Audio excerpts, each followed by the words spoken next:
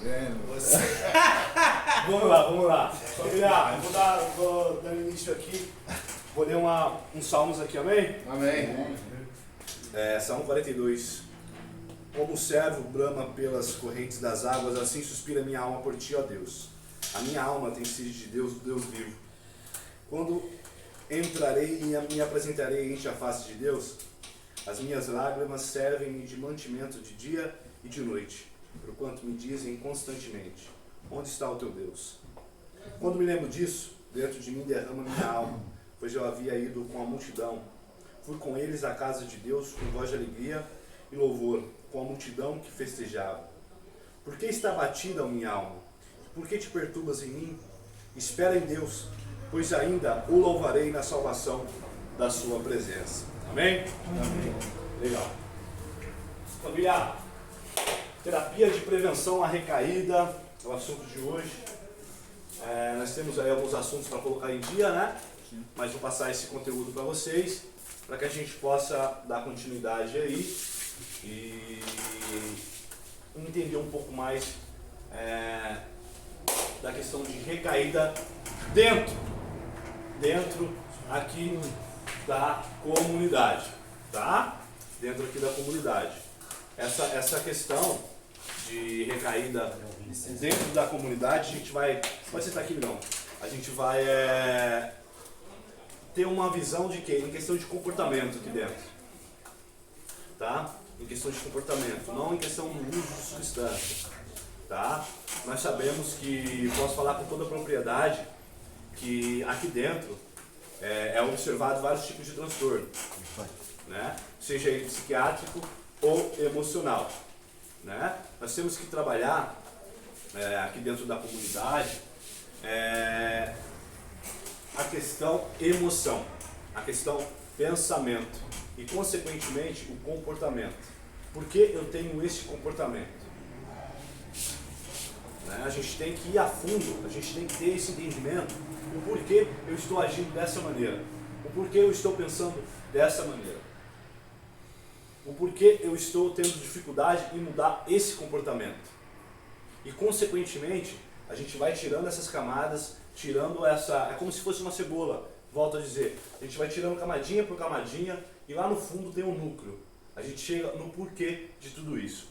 O porquê eu tenho a necessidade de procrastinar, o porquê eu tenho a necessidade de mentir, o porquê eu tenho a necessidade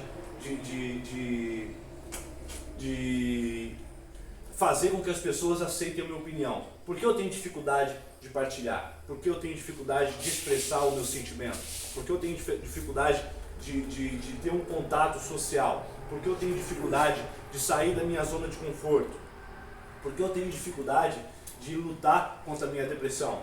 O que é transtornos emocionais? O que é feridas emocionais? Tudo isso a gente precisa saber aqui dentro para que haja um trabalho em cima disso, né? Em questão, comunidade terapêutica, piriri pororó, nós já sabemos que vem sido trabalhado... Algum problema? Vocês estão rindo aí? Posso ir junto? Não, eu estou pensando sozinho. Ah, legal. O que acontece? Em questão de comunidade terapêutica, há essa cultura, há esse misticismo, né, de que nós viemos tratar a droga aqui. Mas eu acredito aqui que ao longo desse trabalho que a gente tem feito aqui, a gente já começou a quebrar esse paradigma, né? Essa visão, essa concepção. Então nós temos que entender a cada dia quais são as nossas feridas emocionais, né?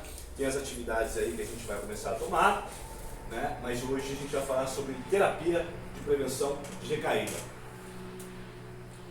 Nesse primeiro slide, familiar, a gente vai ter como base a terapia cognitiva comportamental e vamos buscar melhorar e entender como são os nossos comportamentos. Mas para isso a gente precisa conhecer, né, a questão do comportamento e aonde esse comportamento vai levar, né? E entender como esse comportamento ele age no processo de uma recaída, certo? Ou seja em questão de drogadição ou em questão de retorno a um estado depressivo, de um retorno de questão de bipolaridade, em questão de ansiedade, em questão de de transtorno de borderline, e assim vai, certo? Então a gente vai pegar esse embasamento em questão de drogadição e generalizar para todos os tipos de transtorno. Lembrando que a substância química, né, a ilícita, ela é apenas a cereja do bolo, é o final de um estágio emocional que nós não estamos sabendo lidar. Beleza? Então iremos conhecer e iremos aprender a importância desse comportamento, seja ele destrutivo ou construtivo. Por favor. Vamos lá. A natureza da recaída. Após a abstinência, a terapia de prevenção à recaída identificará os passos que levam à recaída e ensinará novas estratégias para evitá-la. A terapia de prevenção à recaída utiliza a própria recaída ou lapsus para ensinar o aluno a não repetir os mesmos erros. Ou seja, quando eu falo que nós temos que mostrar quem realmente nós somos, nós primeiro temos que identificar realmente quem nós somos, através do autoconhecimento, através daquelas atividades que a gente faz junto aqui, através das atividades diárias que tem, através da meditação, através da autoanálise, através do momento que você tira para você, de saber como você é, de identificar quais são os seus comportamentos, o que você anda pensando, o que você anda sentindo, né? E muitas das vezes ser grato a uma recaída em questão de hoje eu estou triste, um exemplo. Hoje eu estou me sentindo ansioso, outro exemplo. Hoje eu estou me sentindo irritado, por exemplo. E aprender esse lapso, essa recaída, né? E entender o porquê disso tudo. Aonde que me levou isso tudo? Né? Para quê? Para que a gente crie mecanismos de defesa, para que a gente crie um fator de proteção, para que futuramente a gente esteja mais fortalecido em questão desse comportamento. Eu fiquei irritado, por exemplo, porque eu fui partilhar um pensamento, um desejo, uma vontade com o meu companheiro e eu ouvi aquilo que eu não queria. E ele me deu uma ajuda sincera. Ele foi meu amigo, porque o verdadeiro amigo é aquele que fala o que a gente precisa ouvir, não aquilo que a gente quer ouvir, certo? Então eu ouvi aquilo e me senti mal, porque eu não ouvi o que eu queria ouvir. Ou seja, a gente acaba de descobrir, você tem a oportunidade de descobrir que quando você escuta algo que não é do seu agrado, ou não é aquilo que você gostaria de ouvir, isso te traz dor. E da mesma maneira que você escuta aqui de alguém que você nem conhece, você vai escutar lá no seu âmbito familiar. E com certeza vai gerar um sentimento. E detalhe, esse sentimento vai ser muito mais forte, porque em questão de âmbito familiar já há um vínculo, já há uma história, já há uma convivência, já há uma certa, abre aspas, liberdade ao falar. Ou seja, você vai ouvir algo que você não gosta da sua mãe, da sua esposa, do seu filho, e aquilo vai te gerar o mesmo sentimento aqui. E da mesma maneira, a pessoa com depressão, a pessoa com um borderline vai ouvir situações que vão remeter lembranças. Então essas pessoas nós precisamos nos autoanalisar a todo momento aqui dentro. Por que eu estou sentindo isso? O que aconteceu? Deixa eu pensar 2 dias atrás. E obviamente anotar. Usar a ferramenta que nós temos hoje, diário, 10º. Foram corrigidos 10º? Legal, maravilhoso. Certo? Então a terapia prevenção de recaída utiliza a própria recaída ou lapso para ensinar o aluno a não repetir os mesmos erros. Ou seja, nós temos que quebrar esse paradigma, ou seja, essa concepção, essa verdade absoluta que recaída é um fracasso, que lapso é um fracasso. Nós temos que entender que a recaída ela faz parte de um processo que precisa ser, pode apertar o que para mim, professor? Que precisa ser visto, que precisa ser interiorizado. Vê se chega Vê se chega para mim, por favor.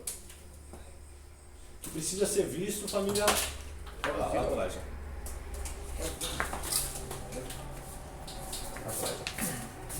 Por favor. Obrigado. Chegou?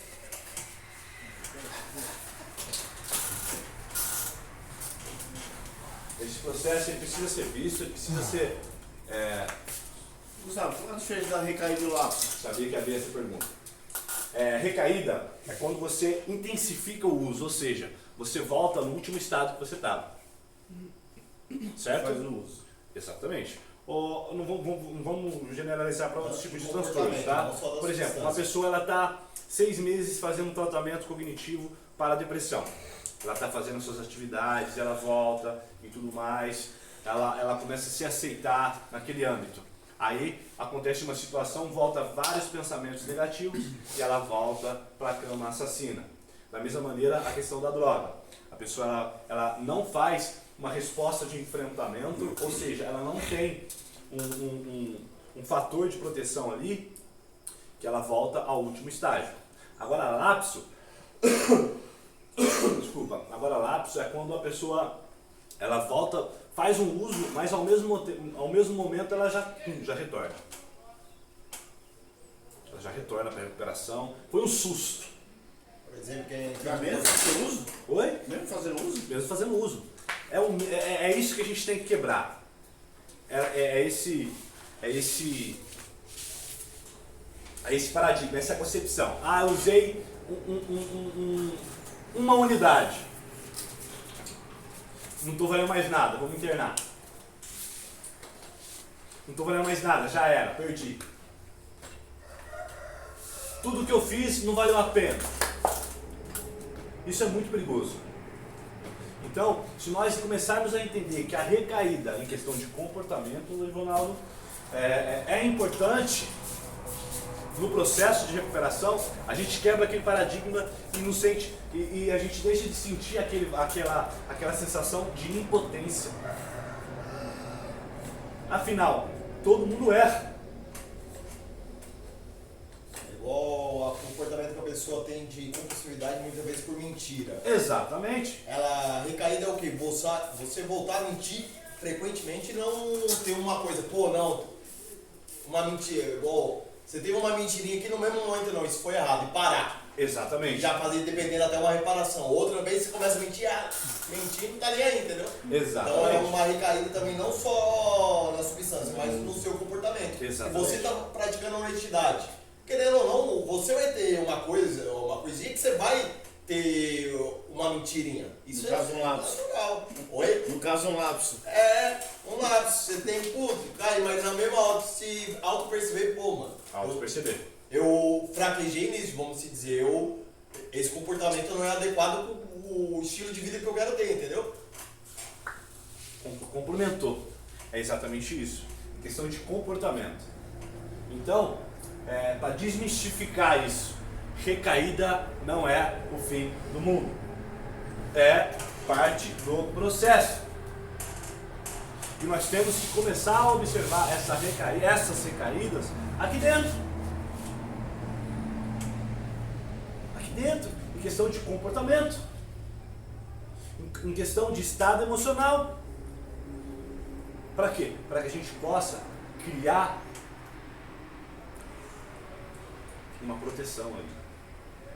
Para que a gente possa se entender, ver quais são os nossos fatores de risco. Não é somente pessoas, lugares e coisas. Verdade. Ressentimento.